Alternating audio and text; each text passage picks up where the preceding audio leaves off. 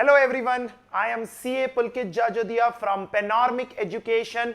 Welcome to the channel of Panoramic Education. इस video session में हम कवर करने वाले हैं कॉम्प्रिहेंसिवली हमारे CA फाइनल नवंबर 2024 के इनडायरेक्ट टैक्सेशन के सारे अमेंडमेंट्स। जैसे ही बच्चे अमेंडमेंट्स का नाम सुनते हैं सबसे पहले दिमाग में आ जाता है सर बहुत सारे हैं क्या?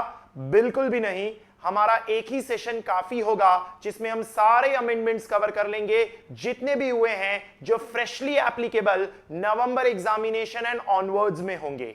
अगर आप इंस्टीट्यूट के अपडेट्स का डॉक्यूमेंट देखेंगे तो आपको एक काफी लेंदी डॉक्यूमेंट दिखाई देगा बिकॉज उस डॉक्यूमेंट में मई 24 में हुए सारे अमेंडमेंट्स को भी कंसीडर करके वापस डाला हुआ है एंड देयरबाय हम यहां पर इस सेशन में खाली उसमें से जो फ्रेश नवंबर 24 के लिए एडिशंस हुए हैं उन्हीं को कवर करने वाले हैं। सर अगर हमें वो मई 24 वाले भी अमेंडमेंट सुनने हैं, वो भी हमें देखने हैं, तो वो हमने पहले से अपने चैनल पे एक प्लेलिस्ट बना के डाला हुआ है जिसे आप आराम से वहां पे रेफर कर लेंगे तो भी आपका काम हो जाएगा। इसका मतलब अगर आपके मई 24 के अमेंडमेंट्स नहीं देखे हुए हैं तो पहले मई 24 में जो अमेंडमेंट्स हुए थे जो ऑब्वियसली नवंबर 24 में भी लागू होंगे उन्हें आप कवर कर लें थ्रू द प्लेलिस्ट जो काफी है क्योंकि काफी सारे चेंजेस हुए थे पिछले हमारे सेशन में, लेकिन इस सेशन में कोई खास चेंजेस नहीं है। हम आराम से एक ही सेशन के अंदर इन्हें क्विकली डिस्कस कर लेंगे। तो सबसे पहले तो सर चेंजेस और अमेंडमेंट्स कौन से चैप्टर्स में हुए हैं उसका एक आइडिया ले लेते हैं और फिर चैप्टर वाइज उन्हें कवर कर लेते हैं। पहले GST, then customs and then foreign trade policy, इसी सीक्वेंस में हम जाएंगे। तीनों में अमेंडमेंट्स हुए हैं, हां तीनों में अमेंडमेंट्स हुए हैं। जीएसटी में आपको एग्जेम्पशंस के चैप्टर में अमेंडमेंट हुआ है, वैल्यूएशन ऑफ सप्लाई के चैप्टर में अमेंडमेंट हुआ है और रजिस्ट्रेशन एंड मिसलेनियस प्रोविजंस के चैप्टर में अमेंडमेंट हुआ है। इसका मतलब 4 जगहों पे चेंजेस हुए हैं। पहला एग्जेम्पशन, दूसरा वैल्यू ऑफ सप्लाई, तीसरा रजिस्ट्रेशन एंड चौथा मिसलेनियस प्रोविजंस के जो हमारे थियरी सेक्शंस होते हैं उसमें एक अपडेट हुआ है। जीएसटी में यही 4 एरियाज में हमें डिस्कशंस करने हैं। दूसरा जो कस्टम्स है उसमें सिर्फ एक अमेंडमेंट है, section number 51A electronic ledger के रिलेटेड, जो हमारा इलेक्ट्रॉनिक कैश लेजर है जिसके थ्रू हम कस्टम्स ड्यूटी और वगैरह वगैरह पे करते हैं, उसके अंदर कुछ एक अपडेट आया है वो हमें कवर करना होगा। And then foreign trade policy के अंदर कुछ चेंजेस हुए हैं और यहां पर थोड़े मटेरियल चेंजेस हुए हैं और वो हमें थोड़ा सा डिटेल में कवर करना होगा कि फॉरेन ट्रेड पॉलिसी में क्या बदलाव किए गए हैं। इनफैक्ट पूरी फॉरेन ट्रेड पॉलिसी 2023 से 2028 वाली हमने पहले से अपने चैनल पे अपलोड की हुई है। अगेन आप प्लेलिस्ट वाले सेक्शन में जाके नीचे देखेंगे तो आपको पूरी फॉरेन ट्रेड पॉलिसी मिल जाएगी। उसमें कुछ चेंजेस हुए हैं, कुछ मटेरियल अमेंडमेंट्स हुए हैं जो हमारे हिसाब से एमसीक्यू में पूछे जा सकते हैं, इसीलिए आपको उन्हें भी कॉम्प्रिहेंसिवली और प्रॉपर्ली सुन लेना चाहिए। तो स्क्रैच से स्टार्ट करते हैं। सबसे पहले जीएसटी के अमेंडमेंट्स उठाते हैं जिसमें सबसे पहला चैप्टर हम उठा रहे हैं exemptions from GST. Exemptions from GST में 2 अपडेट्स हैं, 2 चेंजेस हैं, एक एक करके हम इन्हें कवर करते हैं। पहला अपडेट है district mineral foundation trust DMFT setup by the state government or governmental authorities and eligible for the same exemptions from GST as available to any other government authority। तो ध्यान से सुनना, हम गवर्नमेंटल अथॉरिटी के related exemption chapter में काफी कुछ पढ़ते हैं। जैसे कि हमने पढ़ा होता है कि अगर गवर्नमेंटल अथॉरिटी सर्विस प्रोवाइड कर रही है by way of any activity in relation to functions entrusted to panchayat और म्युनिसिपैलिटी तो वो फुल्ली एग्जेम्प्ट होता है। या फिर हम कुछ स्पेसिफिक एंट्रीज पढ़ते हैं जैसे कि services provided by any person to a governmental authority with regard to water supply, solid waste management, entry number 3B, वो पूरा का पूरा एग्जेम्प्ट कर दिया जाता है। ये बातें हम पढ़ते हैं। इस गवर्नमेंटल अथॉरिटी के रिलेटेड एक क्लैरिफिकेशन आया है, it is just a clarification. और क्लैरिफिकेशन क्या है कि जो डीएमएफटी होते हैं, डिस्ट्रिक्ट मिनरल फाउंडेशन ट्रस्ट, जिन्हें स्टेट गवर्नमेंट्स बनाती है, ये डीएमएफटी को भी गवर्नमेंटल अथॉरिटी माना जाएगा। इसका मतलब यह हो गया कि अगर आपको कहा जाता है कि डीएमएफटी ने सर्विस प्रोवाइड की है with regard to any function entrusted to panchayat और म्युनिसिपैलिटी, तो उसे भी क्या कर दिया जाएगा, एग्जेम्प्ट। या डीएमएफटी को किसी ने सर्विस प्रोवाइड की है with regard to solid waste management, water supply वगैरह वगैरह, जो हमने लिस्ट पढ़ी होती है, तो उसे भी क्या कर दिया जाएगा, एग्जेम्प्ट। यानी आपको सिंपली करना क्या है, आपके एग्जेम्पशंस के चैप्टर में जहां जहां आपने गवर्नमेंटल अथॉरिटी पढ़ा है, चाहे बाई में लिखा हो या 2 में लिखा हो, व्हाटएवर, गवर्नमेंटल अथॉरिटी में क्लैरिफिकेशन दे दिया है, डीएमएफटी को भी एक गवर्नमेंटल अथॉरिटी माना जाएगा। अब आपकी नॉलेज के लिए, सर डीएमएफटी होता क्या है, डीएमएफटी करता क्या है? बेसिकली जहां पर भी माइनिंग ऑपरेशंस होते हैं, जहां पर भी माइनिंग वगैरह का काम होता है, खदानें होती है, वहां वर्कर्स अंडरग्राउंड जाके काम करते हैं। तो ये थोड़ा सा एक रिस्की एरिया ऑफ वर्क होता है, जहां पर थोड़ी मेडिकल फैसिलिटीज या फिर बेसिक सैनिटेशन और हेल्थ फैसिलिटीज प्रोवाइड करनी जरूरी हो जाती है। कई बार छोटे मोटे एक्सीडेंट्स हो जाते हैं या कुछ प्रॉब्लम्स हो जाती है। तो ये जो डीएमएफटी सेट की गई होती है, डिस्ट्रिक्ट मिनरल फाउंडेशन ट्रस्ट, जो स्टेट गवर्नमेंट ने सेट की होती है, ये जाके ऐसी सर्विसेज प्रोवाइड करता है with regard to drinking water, with regard to environmental protection, health care facilities, education, welfare of women, supply of medical equipment, ये सारे काम करता है। तो जो डीएमएफटी है उसे गवर्नमेंटल अथॉरिटी मान लिया, इसका मतलब डीएमएफटी कोई भी सप्लाई ऑफ सर्विस करेगा उसे एग्जेम्प्ट कर दिया जाएगा, या डीएमएफटी को कोई सप्लाई की जाएगी और जहां जहां पे गवर्नमेंटल अथॉरिटी कवर्ड है वहां वहां पे उसे भी एग्जेम्प्ट कर दिया जाएगा। क्विकली पढ़ लेते हैं, हमने कवरेज कर लिया। DMFT work for the interest and the benefit of person and areas affected by mining related operation by regulating the receipt and expenditure from the respective mineral development funds created in the concerned district. They provide services related to water supply and environment protection, healthcare facilities, education. These activities are similar to activities that are listed in the 11th and the 12th schedule of the constitution. The ultimate users of various schemes under DMF are individuals होते हैं, families होते हैं, women, children, farmer, self help groups, ये सब होते हैं जो mining affected areas में काम कर रहे होते हैं। The services supplied out of DMF fund are provided free of charge and no consideration is realized by the DMF. Accordingly, it has been clarified. ये काम की बात है। DMFT set up by the state governments are governmental authority and eligible for the same exemption as available to any other governmental authority. Simple crux ध्यान में रखना हो तो conclusion, जहां जहां governmental authority लिखा है पूरे exemption chapter में, वहां वहां पे लिख दो including DMFT। तो ये MCQ में आ सकता है, कोई बहुत बड़ा अमेंडमेंट नहीं है, सिर्फ एक क्लैरिफिकेशन है कि डीएमएफटीज को भी गवर्नमेंटल अथॉरिटी की तरह ट्रीट किया जाएगा। ये हमारा पहला डिस्कशन हो गया with regard to exemptions from GST. दूसरा discussion with again regard to exemption, ये भी एक क्लैरिफिकेशन है, एक सर्कुलर है, कोई अमेंडमेंट जैसा नहीं कहेंगे, सिर्फ एक क्लैरिफिकेशन दिया गया है। ये क्लैरिफिकेशन एंट्री नंबर 3 और एंट्री नंबर 3A के रिलेटेड दिया है। तो पहले तो रिवाइज कर लो एंट्री नंबर 3 और entry number 3A of notification 1217 में आपने क्या पढ़ा होता है कि अगर प्योर सर्विसेज प्रोवाइड की जा रही है, pure services to central government, state government, local authority या union territory by way of any function interested to panchayat और म्युनिसिपैलिटी, या फिर कॉम्पोजिट सप्लाई वाली सर्विस प्रोवाइड की जा रही है again to state government, central government, union territory or local authority by way of any function entrusted to panchayat or municipality under article 243W and 243G of the constitution। तो अगर उस composite supply में जो value of goods है वो up to 25% है तो उसे पूरा exempt कर दिया जाता है। यहां governmental authority covered नहीं होती है, यानी अगर service provided to CG, SG, LA, UT है और सारी कंडीशन सेटिस्फाई हो गई तो उसे एग्जेम्प्ट रखा जाता है।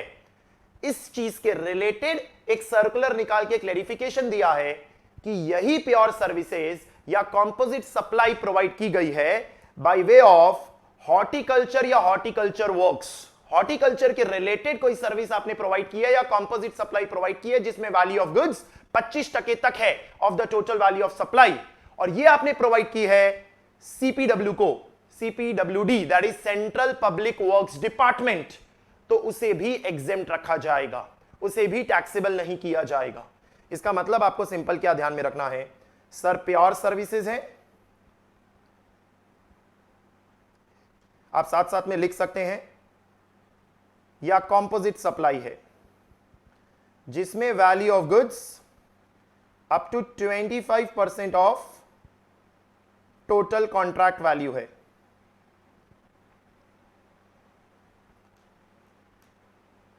किसने प्रोवाइड की है? एनी पर्सन ने, that does not matter. Any person has provided pure services or composite supply where the value of goods is up to 25% of the contract value and it is in relation to horticulture or horticulture works.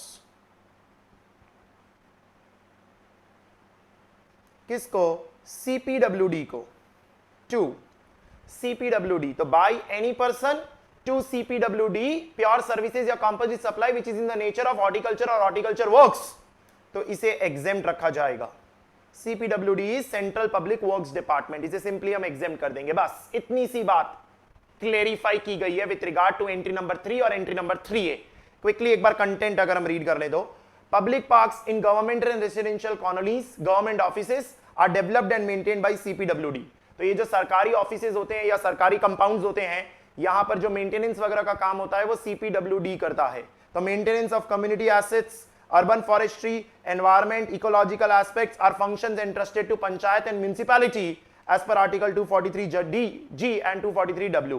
Serial number 3 and 3A of exemption notification exempt pure services and composite supply where the value does not exceed more than 25% that are provided to central government, state government, union territory, local authority. या governmental authority नहीं होती है, यानी governmental authority taxable कर दी जाती है. तो हमने जो पिछला अमेंडमेंट डिस्कस किया DGMT, वो DGMT को भी आपको वैसे का वैसे ही टैक्सेबल करना होगा. इसका मतलब ये जो हमने DMFT को जो हमने कहा डिस्ट्रिक्ट मिनरल फाउंडेशन ट्रस्ट एक गवर्नमेंटल अथॉरिटी होता है, तो अगर इस वाले पॉइंट के अंदर DMFT दिया हुआ होगा तो उसे भी हम टैक्सेबल ही करने वाले हैं, क्योंकि गवर्नमेंटल अथॉरिटियां कवर्ड ही नहीं है. By way of any activity in relation to any function interested to a panchayat और municipality. So what has been clarified, ये फाइनल क्रक्स है. Pure services and composite supply by way of horticulture and horticulture works जहां पे value of goods up to 25% है, made to CPWD are eligible for exemption from serial number 3 and serial number 3A. ध्यान रखना, आपको exam में कह दिया जाएगा horticulture works है to CPWD, लेकिन वो composite supply है जिसमें value of goods 25% से ज्यादा है तो टैक्सेबल कर दिया जाएगा. या CPWD नहीं लिखा है, गवर्नमेंटल अथॉरिटी लिखा है, या डिस्ट्रिक्ट मिनरल फाउंडेशन ट्रस्ट लिखा है तो टैक्सेबल कर दिया जाएगा. ये हमारे दो डिस्कशंस हो गए, दो क्लैरिफिकेशंस हो गए with regard to the chapter of exemption. Exemption में इतने ही चेंजेस हैं, इसके अलावा और कोई चेंजेस नहीं किए गए हैं. एग्जेम्पशन के बाद हमारा डिस्कशन आ जाता है वैल्यूएशन ऑफ सप्लाई पे. वैल्यू ऑफ सप्लाई के अंदर एक क्लैरिफिकेशन है, एक सर्कुलर आया है, खाली हमें वही डिस्कस करना है. ये सर्कुलर क्या बताता है उसे रीड करने से पहले मैं थोड़ा सा आपके साथ डिस्कशन कर लेता हूं ताकि मतलब समझ में आए जब हम रीड करें इस सर्कुलर को. समझो, एक शॉपिंग मॉल है, उस शॉपिंग मॉल के अंदर मैंने कोई जगह भाड़े पे ली है. So I have taken a commercial premises for renting purposes. और ये जो शॉपिंग मॉल वाला है, जो ओनर है, रियल एस्टेट कंपनी हो गई ऐसा कह सकते हैं, वो रियल एस्टेट कंपनी ने मुझे भाड़े पे ये शॉप प्रोवाइड की है. और भाड़े पे ये शॉप प्रोवाइड करते वक्त मुझे कहा है हम आपसे 2 लाख रुपए लेंगे per month, 2 lakh rupees per month लेंगे हम, हमारा ये कॉन्ट्रैक्ट हुआ है. तो मैं समझो लेसी हूं और जो शॉपिंग मॉल वाला है वो लेसर है, तो मैंने भाड़े पे जगह ली है. कमर्शियल प्रीमाइसेस की बात कर रहा हूं तो आपको पता है टैक्सेबल तो होने ही वाला है, 18% का इस पे GST लगने ही वाला है, क्योंकि 2 लाख का रेंट फुल्ली टैक्सेबल कर दिया जाएगा जो पर मंथ आपका निकल के आएगा. लेकिन अब इस कॉन्ट्रैक्ट में क्या था, इस कॉन्ट्रैक्ट के अंदर इस शॉपिंग मॉल वाले ने कहा था कि ये 2 लाख के अंदर सिर्फ और सिर्फ रेंटिंग कवर नहीं हुई, आपका इलेक्ट्रिसिटी का बिल भी कवर हो गया. इसका मतलब आपका इलेक्ट्रिसिटी का बिल कुछ भी आए, 50,000 आए, 60,000 आए, 1.5 लाख आए, डज नॉट मैटर, 2 लाख में सब कवर हो गया. तो ऐसे कॉन्ट्रैक्ट्स देखने मिलते हैं रियल लाइफ में. रियल लाइफ में इसे नेचुरली बंडल्ड कहा जाता है, जिसके अंदर आपको रेंटिंग भी कवर हो गई और इलेक्ट्रिसिटी का बिल भी कवर हो गया. यानी कि जो 2 लाख पर मंथ है ये सिर्फ रेंटिंग का नहीं है, ये रेंटिंग प्लस इलेक्ट्रिसिटी का है, दोनों का नेचुरल बंडल है. ये एक सिचुएशन अराइज हुई, और अब ये सिचुएशन अराइज होते ही आपके दिमाग में डाउट उठना चाहिए, और उसी डाउट की वजह से ये सर्कुलर आया.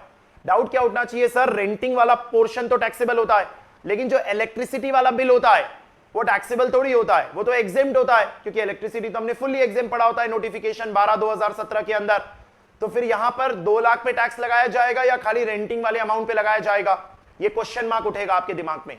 ये मैंने जो आपके साथ कॉन्ट्रैक्ट डिस्कस किया, ये एक तरीके का कॉन्ट्रैक्ट है। एक दूसरे तरीके का कॉन्ट्रैक्ट क्या हो सकता है? सेम, मैं शॉपिंग मॉल वाले के पास गया, उसने मुझे कहा 1 लाख पर मंथ का रेंट लगेगा प्लस इलेक्ट्रिसिटी का बिल जो भी आएगा वो। आपको समझ आना चाहिए कॉन्ट्रैक्ट का नेचर कैसे अलग है ऊपर वाले डिस्कशन से। ये केस नंबर 1 था, ये केस नंबर 2 है। केस नंबर 1 के अंदर बोला था 2 लाख दे देना, अब तेरा इलेक्ट्रिसिटी का बिल जो भी आए डज नॉट मैटर, 2 लाख रहेगा, मतलब it was a natural bundle of renting plus electricity. और दूसरे केस के अंदर क्या हुआ है, रेंटिंग के लिए 1 लाख है और बोला है जितना इलेक्ट्रिसिटी का बिल आएगा ना उतना ही मैं वसूलूंगा। इसका मतलब वो जो रियल एस्टेट कंपनी है या मॉल चलाने वाला है उसने मुझे 1 लाख पे दुकान भाड़े में दी है और बोला है इलेक्ट्रिसिटी का बिल भी तू मुझे ही देगा, मैं ही इलेक्ट्रिसिटी कंपनी को पे करूंगा। मतलब वो मॉल वाला ही इलेक्ट्रिसिटी को पे करेगा, मुझे पे करने की जरूरत नहीं है। अगर मैंने ऐसा बोला होता 1 लाख के भाड़े पे लिया और जो बिल आया वो मैं भर दूंगा तो सॉर्टेड ही था। 1 लाख पे जीएसटी लगेगा और इलेक्ट्रिसिटी पे कोई जीएसटी लगता नहीं है। लेकिन यहां क्या हुआ है, 1 लाख के अलावा जो इलेक्ट्रिसिटी बिल आएगा वो भी मैं उस मॉल वाले को पे करूंगा जिसने मुझे भाड़े पे ये दुकान दिया है, और वो मॉल वाला आगे इलेक्ट्रिसिटी कंपनी को इलेक्ट्रिसिटी का बिल चुका देगा।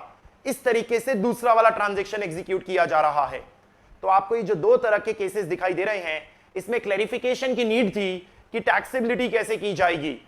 तो गवर्नमेंट ने क्लैरिफाई किया है थ्रू अ सर्कुलर कि ये जो फर्स्ट केस है ना, उसके अंदर इस 2 लाख पर मंथ को कॉम्पोजिट सप्लाई माना जाएगा। और अगर कॉम्पोजिट सप्लाई माना जाएगा सेक्शन नंबर 8 के तहत, तो जो प्रिंसिपल सप्लाई होती है वो प्रिंसिपल सप्लाई की रेट पूरे 2 लाख पे लगा दी जाएगी। और रेंटिंग प्लस इलेक्ट्रिसिटी में आप भी जानते हैं प्रीडोमिनेंट एलिमेंट क्या है, रेंटिंग। आप वहां पे जगह ले रहे थे भाड़े पे, इसी वजह से इलेक्ट्रिसिटी का बिल चुका रहे थे, ना कि अदरवाइज। एंड देयर बाय पूरे 2 लाख पे जीएसटी लगा दिया जाएगा।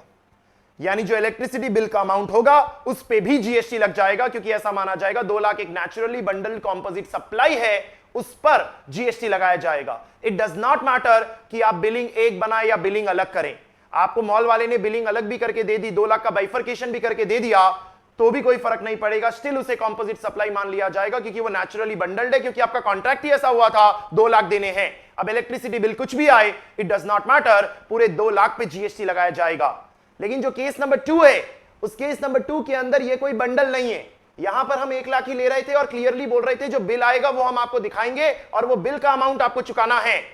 तो उस केस में गवर्नमेंट ने अगेन यहां क्लैरिफाई किया कि ये जो इलेक्ट्रिसिटी का बिल है उस पर हम जीएसटी नहीं लगाएंगे, क्योंकि here this is a case of pure agent. आपने वैल्यूएशन रूल्स में प्योर एजेंट पढ़ा होता है, और वैल्यूएशन रूल्स के अंदर आपने देखा होता है कि अगर सामने वाला सिर्फ उसे कलेक्ट कर रहा है और पे कर रहा है, उसके एडिशन में उसके लिए कुछ चार्ज नहीं कर रहा और उसे बिल पे सेपरेटली इंडिकेट कर देता है, तो उस केस में हम उसके ऊपर कोई जीएसटी नहीं लगाते। तो प्योर एजेंट की सारी कंडीशंस यहां सैटिस्फाई हो रही है, इस बेसिस पे इलेक्ट्रिसिटी बिल वाले अमाउंट पे कोई जीएसटी नहीं लगाया जाएगा। तो समझो मई महीने का 1 लाख का भाड़ा चुका रहा हूं, प्लस मई महीने का 30,000 का इलेक्ट्रिसिटी बिल आया, तो मैं 1,30,000 दूंगा उस मॉल वाले को, पर मेरा जीएसटी 1 लाख पे ही लगाया जाएगा, क्योंकि 30,000 की अमाउंट के लिए मॉल वाले को प्योर एजेंट माना जाएगा कि वो 30,000 खाली कलेक्ट कर रहा है on behalf of that electricity company, इसीलिए उस पे कोई जीएसटी नहीं लगाया जाएगा, वो एक प्योर एजेंट की सर्विस हो जाएगी और 1 लाख पे जीएसटी लगेगा। तो आपको दोनों में फर्क समझ में आ जाना चाहिए। अगर सीधे एक अमाउंट बोल दिए विच इंक्लूड्स इलेक्ट्रिसिटी का बिल, चाहे वो कुछ भी हो, इट डज नॉट मैटर, तो पूरे पे जीएसटी लगता है। 18% लग जाएगा रेंटिंग का रेट जो होता है हमारा, और अगर रेंटिंग प्लस इलेक्ट्रिसिटी का जितना बिल आया वो वसूला जाएगा ऐसा बोला है, तो फिर खाली जो रेंटिंग की अमाउंट है उसी पे जीएसटी लगाया जाएगा और एज अ प्योर एजेंट उसे एक्सक्लूड कर दिया जाएगा। बता दी मैंने आपको मेन बात, एक बार सिर्फ हम बुक से रीड कर सकते हैं, इसे सर्कुलर को रीड कर सकते हैं। It is clarified that whenever electricity is being supplied bundled with renting of immovable property or maintenance of premise as the case may be, it forms a part of composite supply and shall be taxed accordingly. The principal supply is the renting of immovable property or maintenance of premise as the case may be, and the supply of electricity is an ancillary supply. Even if electricity is billed separately, the supplies will constitute a composite supply, and therefore the rate of principal supply, that is the GST rate on renting of immovable property, would be made applicable.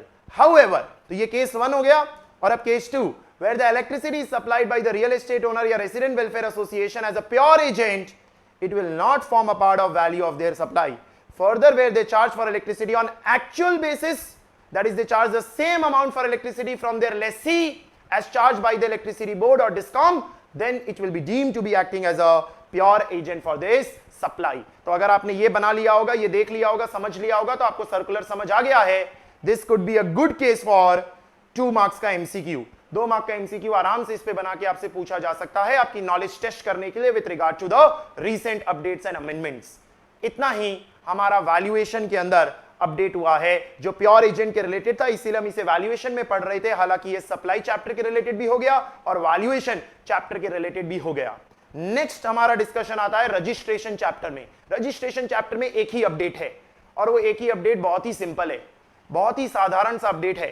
साधारण सा update क्या है, in fact शायद ये exam में इतना काम भी नहीं लगेगा, शायद पूछा भी नहीं जाएगा, सिर्फ कवरेज के हिसाब से हम कवर कर रहे हैं. हमने ये बात पढ़ी थी कि जो बायोमेट्रिक बेस्ड आधार ऑथेंटिकेशन है, जिसमें आप एप्लीकेशन फॉर रजिस्ट्रेशन ऑनलाइन करने के बाद फिजिकली एक फैसिलिटेशन सेंटर पे जाएंगे और जो डॉक्यूमेंट्स आपने अपलोड किए थे पार्ट बी भरते वक्त ऑफ जीएसटी REG 1, उनकी ओरिजिनल कॉपी दिखाएंगे. वहां आपका फोटोग्राफ वगैरह लिया जाएगा, वेरिफिकेशन किया जाएगा और फिर ही आपको रजिस्ट्रेशन ग्रांट किया जाएगा. यह बात खाली गुजरात स्टेट में आई थी और गुजरात स्टेट के बाद इस पायलट प्रोजेक्ट को 2 और जगहों पे एक्सटेंड कर दिया गया है, that is Puducherry and Andhra Pradesh.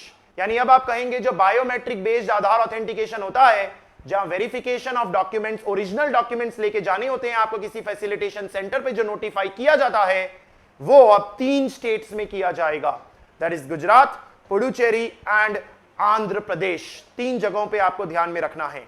तो एक बार क्विकली रीड कर लेते हैं. In order to improve the registration process, biometric based Aadhaar authentication of high risk applicants who opt for authentication of Aadhaar number was introduced on a pilot basis in the state of Gujarat.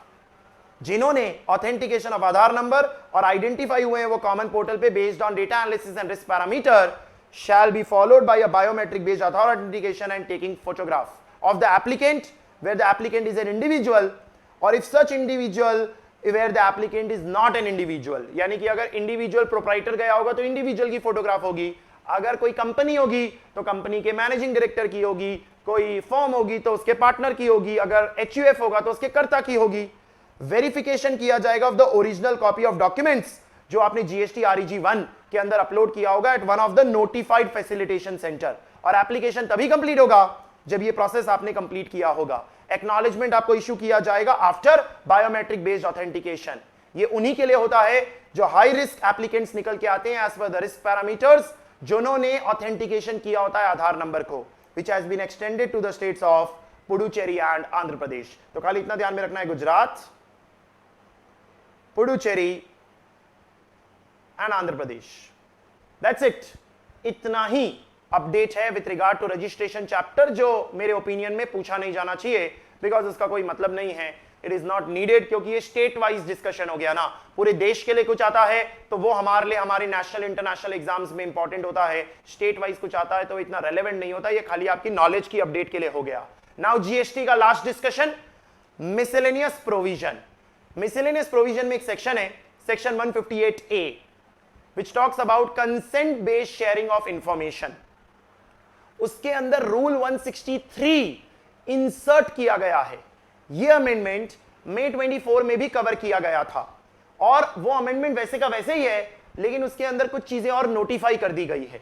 इसीलिए हम इसे पूरा ही comprehensively वापस discuss कर रहे हैं. भले ये मई 24 के अमेंडमेंट्स में भी कवर था, still we are picking up this again क्योंकि एक आध बातें इसके अंदर ऐड कर दी गई है तो हम उसे इंक्लूड करते हुए पूरा कॉम्प्रिहेंसिवली डिस्कस कर लेते हैं. बेसिकली सरकार क्या कर रही है, कुछ पर्टिकुलर सिस्टम्स को नोटिफाई कर रही है और नोटिफाई करके उन्हें कह रही है कि आप जीएसटी पोर्टल से रजिस्टर्ड लोगों का कंसेंट लेके इंफॉर्मेशन उठा सकते हैं. जिस इंफॉर्मेशन के बेसिस पे वो सिस्टम, जिस सिस्टम ने ये इंफॉर्मेशन उठाई है, वो किसी एक ऐसे पर्सन को जिसको उस इंफॉर्मेशन की दरकार है उसके साथ शेयर कर पाए. इसका मतलब आप समझिए क्या हो गया, हम एक यूजर हो गए, हमारी कुछ इंफॉर्मेशन है, वो हमसे कौन रिक्वेस्ट करेगा, एक सिस्टम जो कॉन्स्टिट्यूट किया गया है और सरकार ने नोटिफाई किया है. ये सिस्टम हमसे ये इंफॉर्मेशन रिक्वेस्ट करेगा और इंफॉर्मेशन रिक्वेस्ट करने के बाद शेयर करेगा विथ थर्ड पार्टीज। और ये इंफॉर्मेशन जो ये हमसे रिक्वेस्ट कर रहा है, जो ये थर्ड पार्टीज के साथ शेयर करने वाला है, वो हमारे कंसेंट देने के बाद ही शेयरिंग कर सकता है। बिना कंसेंट दिए शेयर नहीं करेगा, यानी पहले हम कंसेंट देंगे फिर ये इंफॉर्मेशन शेयर की जाएगी। सर एक एग्जांपल ले लीजिए ना, तो थोड़ा क्लैरिटी हो जाएगा इस थियरी बात का। एक एग्जांपल ले लेते हैं।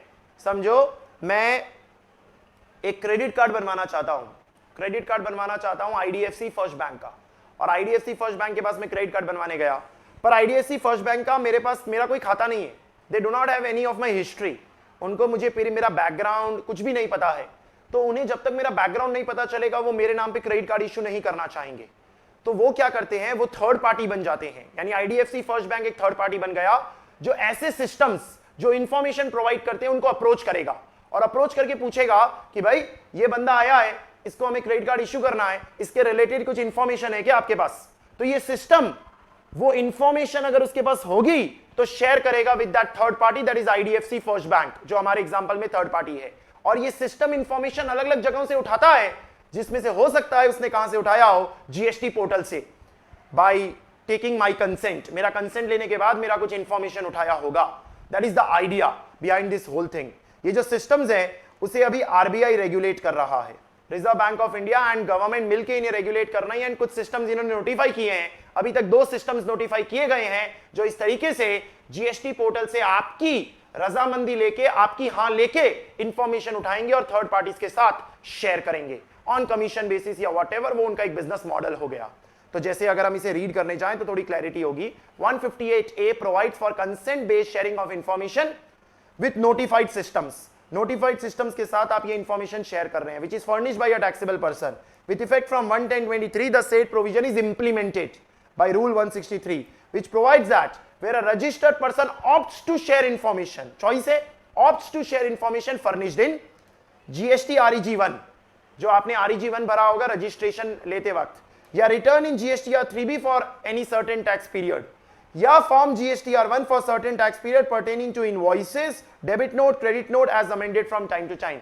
यानी 3 तरह की इंफॉर्मेशन एक सिस्टम आपका कंसेंट लेके आपसे ले सकता है। एक REG1 के अंदर दिख रही इंफॉर्मेशन, एक GSTR 3B के अंदर दिख रही इंफॉर्मेशन, एंड एक GSTR1 के अंदर दिख रही invoices, debit note, credit note वगैरह की इंफॉर्मेशन ये उठा सकता है with a system referred to in section 158A, जिसे हम रिक्वेस्टिंग सिस्टम कहेंगे। The requesting system shall obtain the consent of the said registered person for sharing of such information and shall communicate the consent along with the details where applicable to the common portal। तो इस तरीके से ये requesting system आपका consent लेगा और consent लेने के बाद आपका कंसेंट जीएसटी पोर्टल को इन्फॉर्म कर देगा कि भाई हमने इस बंदे से कंसेंट ले लिया है, अभी जीएसटी पोर्टल ये इंफॉर्मेशन हमारे साथ शेयर कर दो, क्योंकि उस बंदे से हमने ये कंसेंट ले लिया है कि आप हमें इंफॉर्मेशन दे सकते हैं। जिसमें जीएसटी REG1 का कंसेंट तो वो यूं ही दे सकता है, GSTR 3B का कंसेंट भी वो यूं ही दे सकता है, लेकिन GSTR1 का कंसेंट देने के लिए एक और कंडीशन है। कंडीशन क्या है? The registered person shall give his consent for sharing of information furnished in GSTR1 above only after he has obtained the consent of all the recipients to whom he has issued invoice, credit note, debit note during the said tax period for sharing such information with the requesting system, and where he provided his consent, the consent of such recipient shall be deemed to have been obtained। समझना क्या होगा? वो system मेरे पास आया, मैं registered person हूं और मुझसे कंसेंट ले रहा है कि आपके GSTR1 का हमें इंफॉर्मेशन चाहिए, तो मुझे उसे कंसेंट देने से पहले GSTR1 में मैंने जितने भी रेसिपिएंट्स दिखाए हैं जिनको मैंने आउटवर्ड सप्लाईज की होगी, उन सारे रेसिपिएंट से मुझे कंसेंट लेना पड़ेगा, और उन सबका कंसेंट मिलने के बाद ही मैं सिस्टम को यह कंसेंट दे पाऊंगा कि आप GSTR1 में से डेटा उठा लो। और फिर यह कंसेंट देने के बाद सिस्टम पोर्टल को बताएगा और पोर्टल वो इंफॉर्मेशन सिस्टम के साथ शेयर करेगा।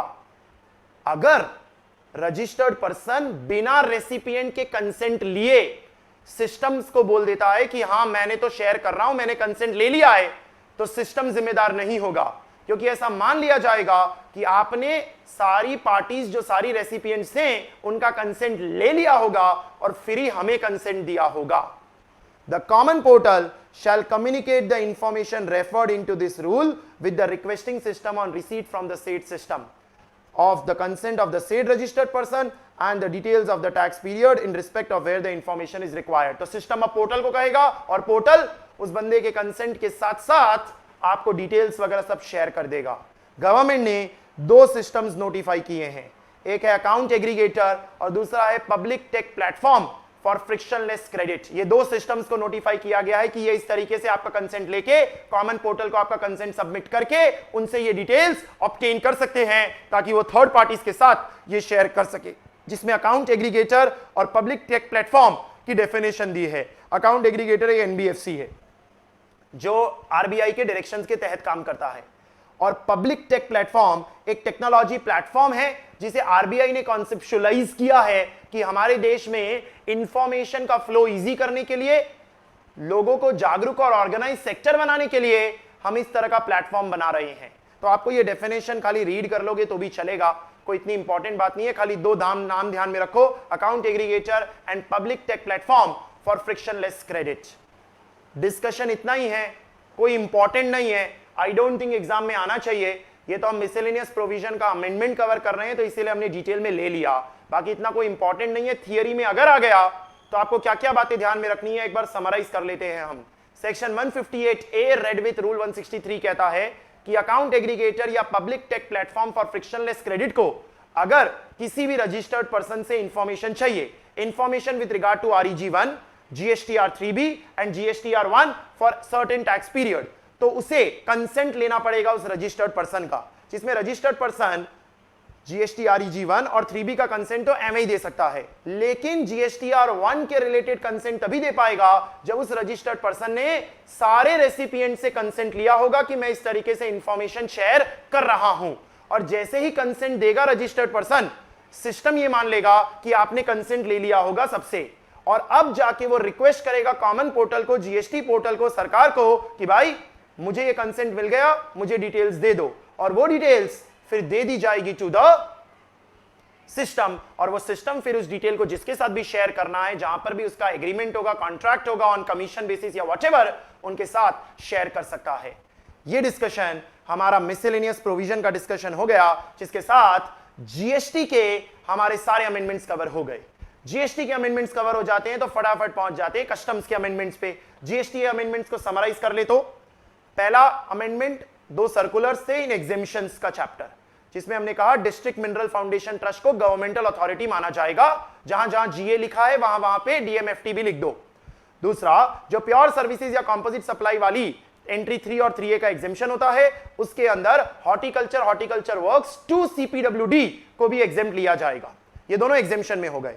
वैल्यूएशन के अंदर हमने 2 केसेस डिस्कस किए कि रियल एस्टेट कंपनी से या किसी भी रेसिडेंट वेलफेयर एसोसिएशन से या मॉल वाले से आप जगह भाड़े पे लेते हैं और कॉन्ट्रैक्ट में भाड़ा प्लस इलेक्ट्रिसिटी इंक्लूडेड है, तो पूरे वैल्यू पे जीएसटी लगाया जाएगा क्योंकि वो कंपोजिट सप्लाई हो जाएगा। हालांकि अगर एक्चुअल इलेक्ट्रिसिटी का बिल अलग से लिया गया होगा तो उस केस में उसे प्योर एजेंट माना जाएगा और सिर्फ रेंटिंग की वैल्यू पे ही जीएसटी लगाया जाएगा। तीसरा डिस्कशन हमारा आया रजिस्ट्रेशन चैप्टर में कि जो बायोमेट्रिक बेस्ड आधार ऑथेंटिकेशन है वो गुजरात की जगह पुडुचेरी और आंध्र प्रदेश में भी किया जाएगा, 3 जगहों पे किया जाएगा ऑन पायलट बेसिस। एंड चौथा जो मिसलेनियस प्रोविजन का डिस्कशन हो गया, that is consent based sharing of information के अंदर account aggregator and public tech platform आपसे कंसेंट लेके इंफॉर्मेशन शेयर करना चाहे तो कॉमन पोर्टल से ऑब्टेन करके शेयर कर सकते हैं। That's it. कस्टम्स में यही चेंजेस हैं नवंबर 24 एग्जामिनेशन एंड ऑनवर्ड्स के लिए। जीएसटी में अब आ जाते हैं हम कस्टम्स लॉ पे। हमारे कस्टम्स लॉ के अंदर एक ही अपडेट है, सेक्शन नंबर 51A। 51A के अंदर हम इलेक्ट्रॉनिक कैश लेजर की बात करते हैं। थोड़ा सा बैकग्राउंड अगर हम पहले क्लियर कर ले तो जैसे जीएसटी में इलेक्ट्रॉनिक कैश लेजर होता है कि आप इलेक्ट्रॉनिक कैश लेजर में पैसा जमा करा दें और फिर जब आप रिटर्न भर रहे होंगे तो जो पेबल आएगा वो आपके कैश लेजर में से डिडक्ट कर लिया जाएगा। सिंपल इस तरह से वॉलेट सिस्टम होता है। सेम सिस्टम कुछ सालों पहले हम कस्टम्स में भी लेके आए कि हम कस्टम्स में भी जीएसटी से इंस्पायर हुए कि क्यों ना कस्टम्स में भी यही किया जाए कि इलेक्ट्रॉनिक कैश लेजर में पैसा जमा करा दिया जाए और जब आप बिल ऑफ एंट्री भरोगे या क्लियरेंस कराओगे तो कैश लेजर में से पैसा काट लिया जाएगा। ये जो लेजर होता है इसमें कोई ब्याज नहीं मिलता, आपको कोई इंटरेस्ट नहीं मिलता, आपने एक वॉलेट में पैसा जमा करके रखा है, खाली ऐसा माना जाता है और आप चाहो तो इस कैश लेजर से रिफंड भी ले सकते हो कि आपने एक्सेस जमा करा दिया तो रिफंड क्लेम कर लो रिफंड के प्रोविजंस फॉलो करके। तो कस्टम्स में सेक्शन 51A एनेबलर है जिससे हम इलेक्ट्रॉनिक कैश लेजर को लाए हैं, बट हम इसे एक बार में नहीं लेके आए, हम इसे फेज वाइज ला रहे हैं। इसका मतलब सरकार 51A बना के बोलती है इलेक्ट्रॉनिक कैश लेजर हर चीज के लिए है पर इन चीजों के लिए नहीं है, यानी बाकी चीजों के लिए आप मैन्युअली बैंक से चालान बना के भी पे करना चाहें तो कर सकते हैं, कोई दिक्कत नहीं है, कैश लेजर में पैसा डालना जरूरी नहीं है। तो ये जो लिस्ट है ना, जिन चीजों पे इलेक्ट्रॉनिक कैश लेजर एप्लीकेबल नहीं है, वो लिस्ट का जो ड्यूरेशन है वो एक्सटेंड किया जा रहा है काफी समय से, कि अब इन आइटम्स के ऊपर जरूरी नहीं है, बाकी आइटम्स पे जरूरी हो गया। इसका मतलब एक नेगेटिव लिस्ट दी हुई है कि किन चीजों को इलेक्ट्रॉनिक कैश लेजर फॉलो करने की जरूरत नहीं है। What is not required, where it is not required to put the money in electronic cash ledger, हमें वो लिस्ट देखनी है। तो सुनना ध्यान से, electronic cash laser is covered in 51A. It provides enabling provision whereby the importer, exporter, or any person liable to pay duty fees under Customs Act to make a non-interest bearing deposit with the government for the purpose of payment. 51A provides that CBIC may by notification exempt certain deposit to which it will not be applicable.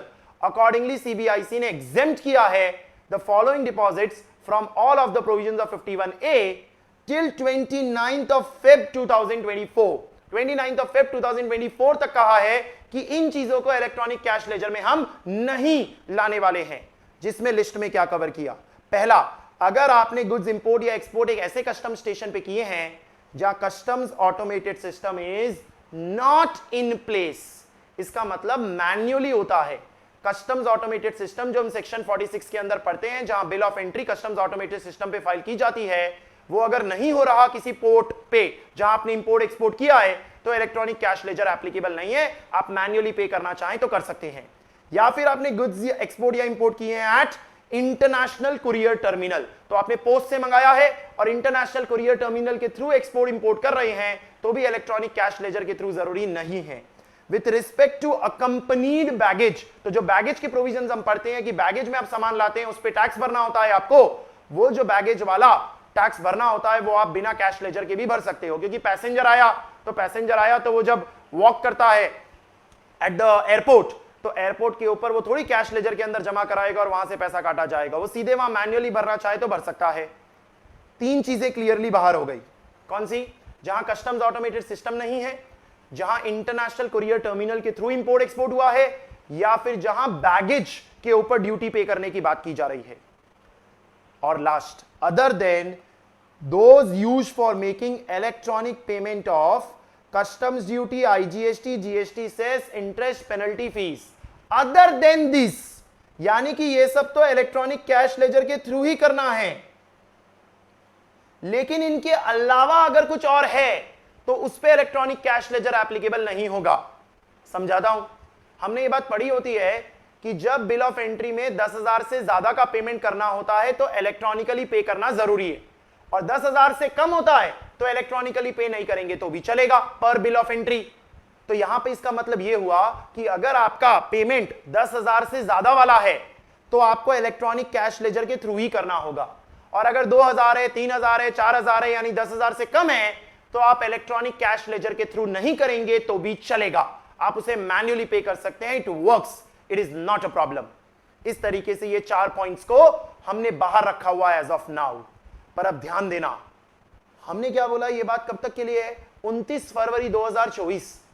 आपके syllabus में amendments तो 30 अप्रैल 2024 तक है, क्योंकि आपकी नवंबर की exam है तो 6 महीने का कट 30 अप्रैल का होता है, तो आपको तो 30 अप्रैल तक पढ़ाना चाहिए ना। ये 29 फेब तक की बात क्यों की गई? क्योंकि 1 मार्च से ये पॉइंट निकाल दिया गया है। 1 मार्च से कह दिया गया है कि इंटरनेशनल कुरियर टर्मिनल पे इंपोर्ट एक्सपोर्ट आपने किया तो उसका जो पेमेंट है वो भी इलेक्ट्रॉनिक कैश लेजर से करना होगा 1 मार्च से। इसका मतलब आपको पूछा जाए कि मार्च और अप्रैल के महीने में किन चीजों पे एप्लीकेबल नहीं है ई कैश लेजर, तो आप कहोगे first point, third point and fourth point. Second point पे एप्लीकेबल कर दिया गया है। बट अगर आपसे पूछा जाए फरवरी 2024 तक, तो उस केस में आप कहोगे चारों पे एप्लीकेबल नहीं है, यानी आपको ई कैश लेजर फॉलो करने की मैंडेट नहीं दी हुई है। तो आपको यह बात यहां नीचे लिख के दी हुई है, from 1st of March 2024 the exemption cited above would continue. ये सारे कंटिन्यू होंगे except goods imported or exported at international courier terminal. In other words, payment related to courier shipments would be required through ECL from 1/3/2024 onwards.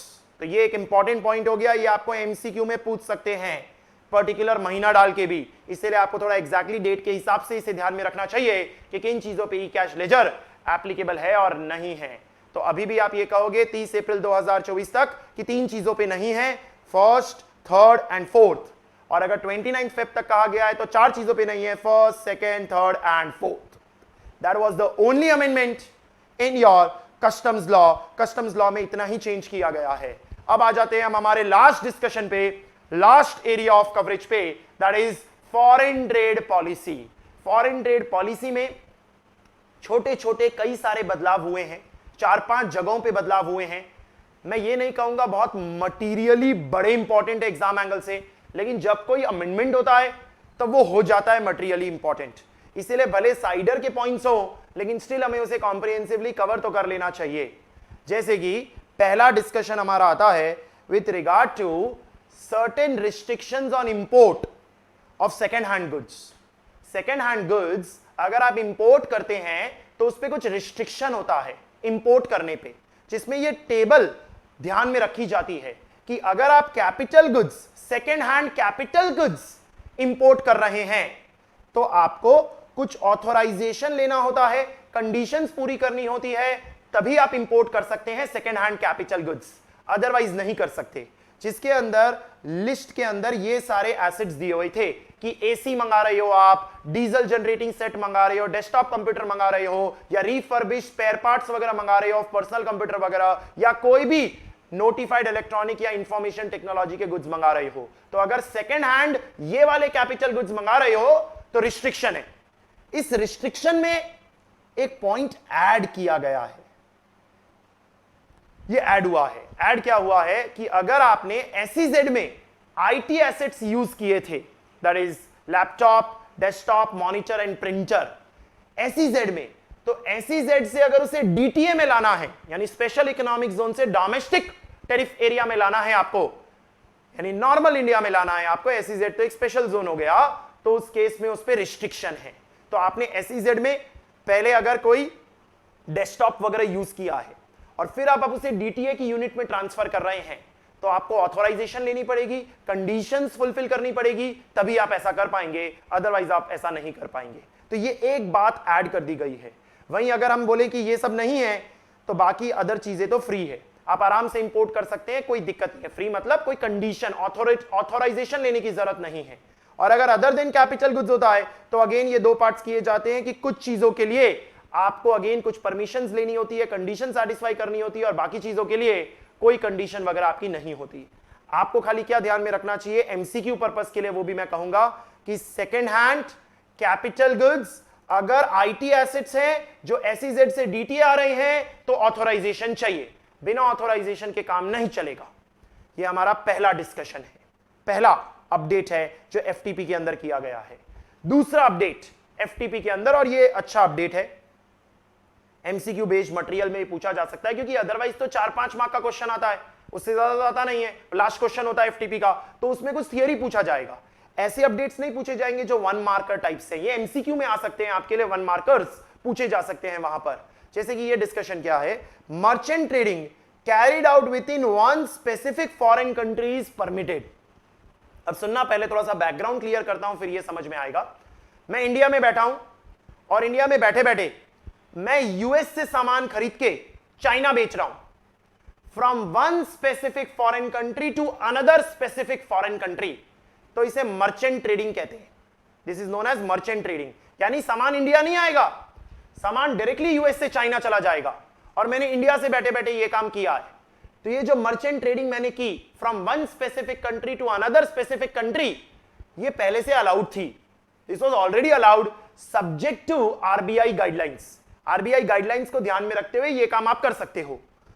अब क्या बोला गया है कि अगर आप यहीं बैठे बैठे यूएस से खरीद के यूएस में ही बेच रहे हो with in 1 specific foreign country, US से चाइना नहीं, यूएस से यूएस में, यूएस से चाइना तो चलता ही था, यूएस से यूएस में ही बेच रहे हो वो भी चलेगा, सब्जेक्ट टू आरबीआई गाइडलाइंस। वही बात देखो, merchant trading from one foreign country to another foreign country without touching Indian port involving an Indian intermediary was allowed subject to guidelines.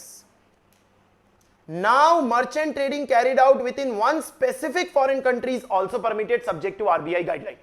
तो पहले one country to another country भी चलता था और अब विद इन द कंट्री भी चलेगा, दोनों चलेंगे। वो तो पहले भी चलता था, अभी भी चलेगा, और ये नई बात अब चला ली। आरबीआई गाइडलाइंस तो फॉलो करनी है। हालांकि ये बात दो तरह के गुड्स पे लागू नहीं होती, साइट्स और स्कॉमेट।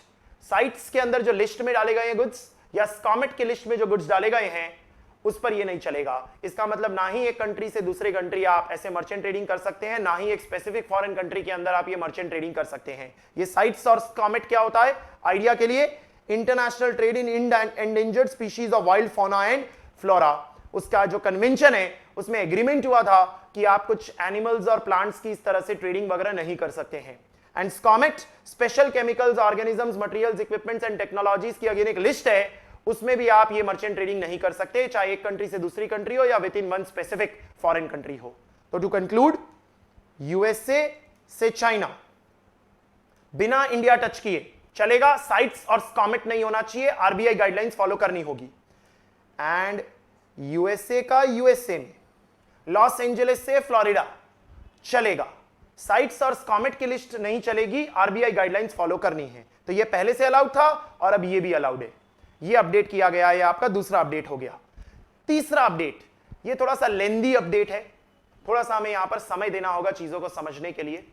यहां क्या लिखा है कि अगर आप इंपोर्ट करते हैं एए में, एडवांस ऑथराइजेशन में, डीएफआईए नहीं, हम जानते हैं दो होते हैं, एए और डीएफआईए, एए में या ईओयू में या एसईजेड में, तीन नाम हो गए, एए, ईओयू, एसईजेड। अगर हम इंपोर्ट करते हैं without compliance to mandatory quality control order तो चलेगा।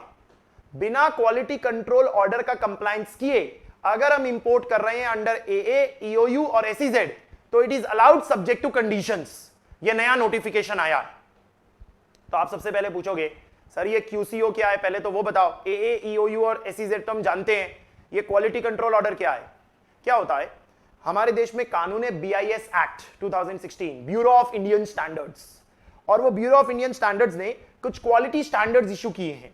तो अगर समझो मैं इंडिया में कोई सामान बनाता हूं, डोमेस्टिकली मैन्युफैक्चर करता हूं, चिप्स का पैकेट बनाता हूं, मैगी बनाता हूं या व्हाटएवर, तो उसे बनाते वक्त मुझे वो स्टैंडर्ड्स फॉलो करने होते हैं to protect the environment, to maintain the health of the people who are consuming those products. तो ये जरूरी स्टैंडर्ड्स होते हैं जो काफी स्ट्रिक्टली लिए जाते हैं, because it is about the health of the people. तो मैं कुछ भी मैन्युफैक्चरिंग करता हूं इंडिया में तो मुझे ये क्यूसीओ फॉलो करना पड़ता है, क्वालिटी कंट्रोल ऑर्डर फॉलो करना पड़ता है, जो मैंडेट्स हैं जो इंडियन गवर्नमेंट ने बनाए हैं बीआईएस एक्ट के तहत, ताकि कंज्यूमर की सेफ्टी, हेल्थ और एनवायरमेंट प्रोटेक्ट हो सके। ये जो बीआईएस के स्टैंडर्ड्स हैं ये डोमेस्टिक मैन्युफैक्चरर पे भी लगते हैं और इंपोर्टर पे भी लगते हैं।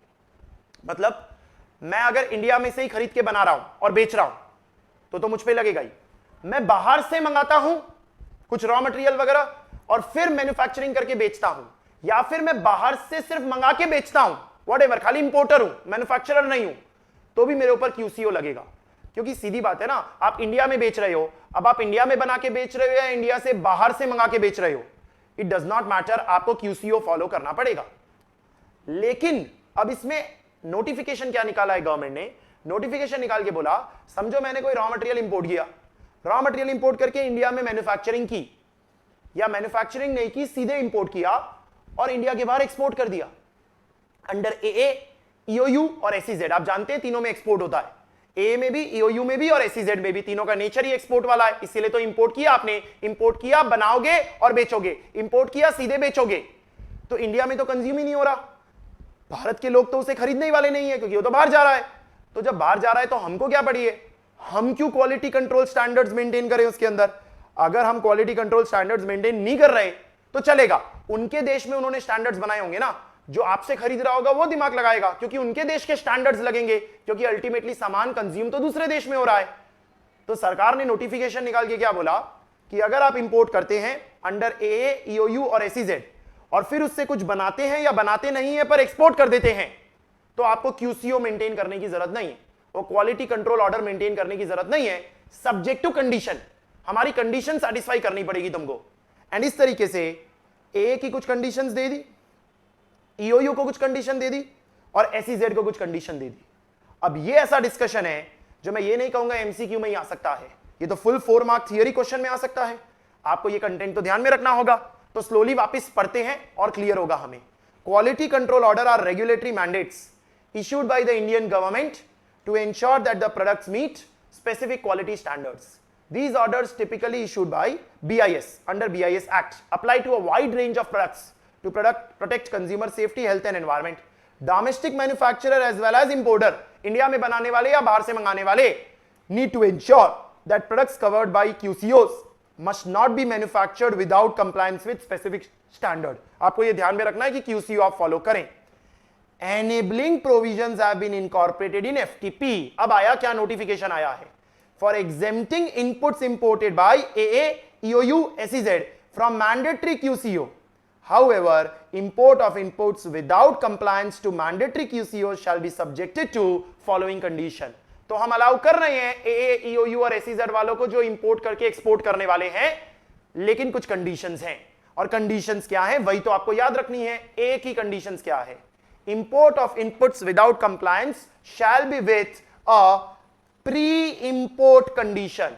Pre-import condition मतलब आपने ये जो इंपोर्ट किया है उससे आप बना के डेफिनेटली क्या करने वाले? एक्सपोर्ट। ये बात आपने ए के अंदर तो रीड की हुई होती है। तो पहली बात क्या हो गई आपको ध्यान में रखना है, प्री इंपोर्ट कंडीशन होनी चाहिए।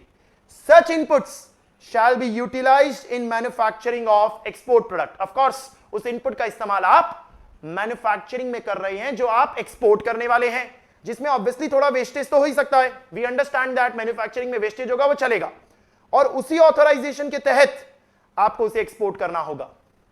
तो पहली कंडीशन प्री इंपोर्ट कंडीशन हो गई। प्री इंपोर्ट कंडीशन मतलब उस इनपुट का इस्तेमाल होने वाला है इन मैन्युफैक्चरिंग एक्सपोर्ट प्रोडक्ट।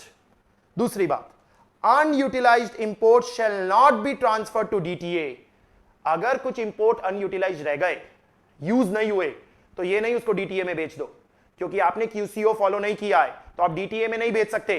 आपको उसे डिस्ट्रॉय करना पड़ेगा। Destroy it in the presence of the GST या कस्टम्स अथॉरिटी, या उसे री एक्सपोर्ट कर दो। वी डू नॉट केयर, लेकिन इंडिया में कंज्यूम नहीं होना चाहिए क्योंकि आपने क्यूसीओ फॉलो नहीं किया है। और उन अनयूटिलाइज्ड इंपोर्ट पे आपको अब ड्यूटी भरनी पड़ेगी along with interest to custom authority, क्योंकि आपने उस इंपोर्ट पे तो ड्यूटी भरी नहीं थी ना, क्योंकि आपने तो एए स्कीम के तहत मंगाया है। तो अब आपको ड्यूटी भरनी पड़ेगी क्योंकि आपने कंप्लायंस पूरा नहीं किया, और कुछ कॉम्पोजिशन फी आपको देनी पड़ेगी डीजीएफटी को। ये जो एग्जेम्पशन है वो ए के अंदर क्लियरली लिखा होना चाहिए, यानी जो आपको एडवांस ऑथराइजेशन का लेटर मिला होगा उसमें क्लियरली ये बात होनी चाहिए कि आप क्यूसीओ फॉलो नहीं करेंगे। ये क्यूसीओ वाली बात फिजिकल एक्सपोर्ट्स के लिए है, यानी आप कुछ इंपोर्ट करके सच में एक्सपोर्ट करने वाले हैं। डीम्ड एक्सपोर्ट के लिए नहीं है, क्योंकि डीम्ड एक्सपोर्ट तो इंडिया में ही कंज्यूम हो जाएगा, उसमें तो क्यूसीओ फॉलो होना चाहिए आपका। तो it is not allowed for deemed export. Import of inputs without compliance to mandatory QCOs under DFIA is not allowed. ये तो ऊपर ही क्लियर हो गया था, क्योंकि जब हमने कहा एए, ईओयू और एसईजेड के लिए है, मतलब डीएफआईए के लिए नहीं है। डीएफआईए स्कीम के अंदर ये ऑप्शन अवेलेबल नहीं है। सिंप्लीफाई कर लो, देखो याद रखना है आपको अल्टीमेटली एए वालों को क्या करना है, अपने एडवांस ऑथराइजेशन के अंदर इस बात को स्पेसिफिकली इंक्लूड करना है कि हम इंपोर्ट करके एक्सपोर्ट करेंगे जिसमें हम क्यूसीओ फॉलो नहीं करेंगे। दूसरी बात, हम फिजिकली एक्सपोर्ट करेंगे, डीम्ड एक्सपोर्ट नहीं करेंगे। तीसरी बात, प्री इंपोर्ट की कंडीशन है, यानी हम जो इंपोर्ट करेंगे उसे मैन्युफैक्चरिंग ऑफ एक्सपोर्ट प्रोडक्ट में यूज करेंगे। नॉर्मल वेस्टेज होता है वो चलेगा, लेकिन अगर अनयूटिलाइज रह गया तो आपको उसे या तो री एक्सपोर्ट करना पड़ेगा या डिस्ट्रॉय करना पड़ेगा ऑफिसर लोग के सामने, और उसके ऊपर ड्यूटी विद इंटरेस्ट आपको पे करनी पड़ जाएगी टू द कस्टम अथॉरिटी, जो आपने पे नहीं की होगी क्योंकि आपने उसे यूटिलाइज नहीं किया है। ये बातें हो गई एए के लिए। What about EOU? सिमिलर है बट थोड़ा सा अलग है। Exemption from applicability shall be provided to EOU on import of inputs which are required for export production. Export वाली चीज बनाने के लिए जो इंपोर्ट मंगाओगे उस पर क्यूसीओ फॉलो मत करो, पर क्या मत करना, डीटीए। डीटीए में क्लियरेंस मत कराना।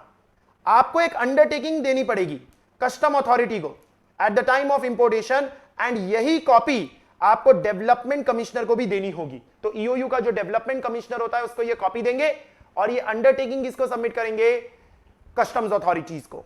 ये एग्जेम्पशन खाली फिजिकल एक्सपोर्ट के लिए है, डीम्ड एक्सपोर्ट के लिए नहीं है। ये रिपीटेटिव हो गया, मतलब यहां सब कुछ सेम था, चेंज क्या हुआ सिर्फ कि आपको वो एडवांस ऑथराइजेशन के लेटर में ये बात नहीं डलवानी है, क्योंकि ऐसा कोई लेटर ही नहीं है। आपको एक अंडरटेकिंग देनी पड़ेगी कि मैं ऐसा कर रहा हूं टू द कस्टम अथॉरिटी, और उसकी कॉपी डेवलपमेंट कमिश्नर को भी आपको सबमिट करनी होगी। एसईजेड के केस में क्या होगा? आप इंपोर्ट करें for export production, DTA clearance नहीं करना है, अंडरटेकिंग सबमिट करेंगे to the development commissioner only. खाली आपको कंसर्न डेवलपमेंट कमिश्नर को इस अंडरटेकिंग को सबमिट करना है, और ये खाली फिजिकल एक्सपोर्ट के लिए मिलेगा। तो कॉमन बातें याद रखो ना, पहले वाले में ए के अंदर एडवांस ऑथराइजेशन के लेटर में होना चाहिए, वहां पे एंडोर्स्ड होना चाहिए। ईओयू के अंदर आप कस्टम अथॉरिटी को अंडरटेकिंग देंगे और उसकी कॉपी डेवलपमेंट कमिश्नर को देंगे। एसईजेड के अंदर अंडरटेकिंग डेवलपमेंट कमिश्नर को देंगे। तीनों में ही कॉमन क्या है?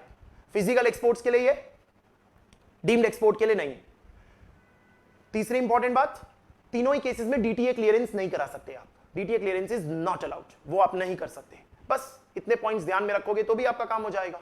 This is the notification with regard to import of items under AA, EOU, SEZ. जो बिना क्यूसीओ फॉलो किए ये सब कंडीशन सेटिस्फाई करेंगे तो चलेगा। अपने ही देश में बेचोगे या ऐसा कुछ भी करोगे तो क्यूसीओ मैंडेटरी हो जाएगा। हमारे देश के क्वालिटी स्टैंडर्ड्स तो आपको फॉलो करने पड़ेंगे।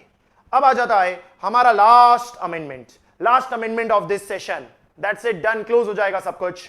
रॉटेप स्कीम के अंदर एक इनएलिजिबिलिटी की लिस्ट पड़ी होती है आपने। ये इंपॉर्टेंट लिस्ट होती है क्योंकि ये पूछी जाती है कि बताओ रॉटेप स्कीम के लिए क्या चीजें इनएलिजिबल है। ये पूरी लिस्ट पड़ी होती है आपने। इस लिस्ट के अंदर कुछ चीजों को हटा दिया गया है। हटा दिया गया है मतलब कि अब ये एलिजिबल हो गए रॉटेप स्कीम के तहत रेमिशन लेने के लिए।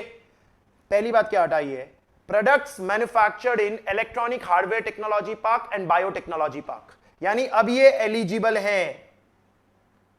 रॉटेप स्कीम के तहत ये रेमिशन ऑफ ड्यूटीज एंड टैक्सेस करा सकते हैं, कोई दिक्कत नहीं है, इट इज अलाउड। और ऐसे ही दो बातें और, अगर प्रोडक्ट्स मैन्युफैक्चर या एक्सपोर्ट किए गए हैं in discharge of export obligation against AA, DFIA या special AA under a duty exemption scheme, तो ये भी एलिजिबल हैं रॉटेप स्कीम के अंदर। अब इन एलिजिबल नहीं रहे क्योंकि अब ये हट गया, क्रॉस किया हुआ है, मतलब इन एलिजिबिलिटी में से हट गया। ऐसे ही प्रोडक्ट मैन्युफैक्चर हुए हैं 100% ईओयू में, फ्री ट्रेड जोन में, एक्सपोर्ट प्रोसेसिंग जोन में या एसईजेड में। तो जो प्रोडक्ट्स मैन्युफैक्चर हुए हैं ऐसे 100% ईओयू, फ्री ट्रेड जोन में, एक्सपोर्ट प्रोसेसिंग जोन में या एसईजेड, वो भी रॉटेप के लिए अब एलिजिबल हैं, यानी ये एलिजिबल हो गए हैं। तो आप लिस्ट जैसे याद रखते हो वैसे आपको लिस्ट में ये तीन आइटम्स अब ये याद रखने हैं कि ये तीनों एलिजिबल हो गए। वापस तीन क्या? प्रोडक्ट्स जो मैन्युफैक्चर हुए ईएचटीपी और बीटीपी में, या प्रोडक्ट्स जो मैन्युफैक्चर हो रहे हैं अगेंस्ट एए, डीएफआईए या कोई ड्यूटी एग्जेम्पशन स्कीम के तहत, या प्रोडक्ट्स जो मैन्युफैक्चर हो रहे हैं 100% ईओयू में, एसईजेड में, ईपीजी में और एफटीजेड में, वो भी रॉटेप स्कीम में क्लेम कर सकते हैं रेमिशन ऑफ ड्यूटीज एंड टैक्सेस। बाकी जो थे वो अभी भी वैसे के वैसे ही हैं, मतलब वो इनएलिजिबल ही रहेंगे। डीम्ड एक्सपोर्ट्स वगैरह के अंदर या फिर डीटीए टू एसईजेड में बेच रहे हो उसके अंदर आप रॉटेप स्कीम का रेमिशन क्लेम नहीं कर सकते। दैट्स इट, इतना ही है। ये हमारे फॉरेन ट्रेड पॉलिसी के जो अमेंडमेंट्स थे वो कवर हो गए। एक बार क्विकली अगर मैं customs and foreign trade policy का रिवीजन कवर कर लूं तो कस्टम्स के अंदर 51A इलेक्ट्रॉनिक कैश लेजर की जो इनएलिजिबिलिटी है उसकी लिस्ट को हमें ध्यान में रखना है। एंड फॉरेन ट्रेड पॉलिसी में पहली बात, जो आप यूज्ड आईटी एसेट्स हैं, जो एसईजेड से डीटीए मंगाते हैं, एसईजेड से डीटीए मंगाते हैं, second hand capital goods, used IT assets, उस पर रिस्ट्रिक्शन लगा दिया है। पहले वो फ्रीली अवेलेबल थे, मंगा लो कोई दिक्कत नहीं है, अब रिस्ट्रिक्शन है, ऑथराइजेशन लोगे, कंडीशन सेटिस्फाई करोगे तो ही चलेगा। दूसरा, मर्चेंट ट्रेडिंग जो आप करते थे एक देश से दूसरे देश, वो चलता था, वो अभी भी चलेगा, लेकिन अब एक ही देश के अंदर आप मर्चेंट ट्रेडिंग कर रहे हो, वो भी अलाउ किया है। साइट्स और स्कॉमेट नहीं चलेगा और आरबीआई गाइडलाइंस तो फॉलो करनी है। तीसरा, अगर आप क्यूसीओ फॉलो नहीं कर रहे तो आप एए, ईओयू और एसईजेड के तहत कंडीशन सेटिस्फाई करके बिना क्यूसीए फॉलो किए इंपोर्ट करके अगर एक्सपोर्ट कर देते हैं तो चलेगा, कोई दिक्कत नहीं है। फिजिकल एक्सपोर्ट करनी है, डीम्ड एक्सपोर्ट नहीं होगा, डीटीए का क्लियरेंस नहीं करना है आपको, और ऑथराइजेशन लेटर्स या अंडरटेकिंग लेने हैं एज द केस में भी एए है, ईओयू है या एसईजेड है, डीएफआईए में अलाउड नहीं है। एंड लास्ट, रॉटेप स्कीम के अंदर तीन चीजें जो इनएलिजिबल थी अब उन्हें एलिजिबल कर दिया गया है, वो रेमिशन ले सकते हैं। It is not a problem.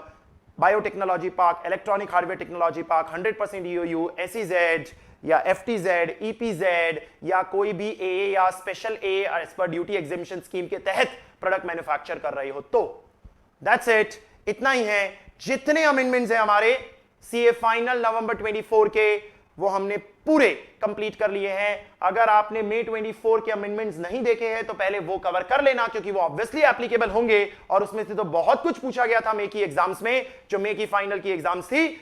इसीलिए अमेंडमेंट्स इंपॉर्टेंट ही होते हैं आपके लिए, चाहे वो कितना भी छोटा अमेंडमेंट हो, उसे हमें प्रॉपर्ली कवर कर लेना चाहिए। अपना फीडबैक या अपने डाउट्स जरूर कमेंट बॉक्स में डालें, हम उसे as early as possible tackle करने की कोशिश करेंगे। किसी भी तरह की आपको और सहायता चाहिए हो, रिवीजन या कुछ, तो जरूर बताएं। वी विल मेक श्योर कि हम जल्द से जल्दी उसमें आपकी पढ़ाई में उसमें थोड़ा सहयोग कर सके। फिर मिलेंगे ऐसे ही सेशंस के साथ। Till then take care, have a nice day.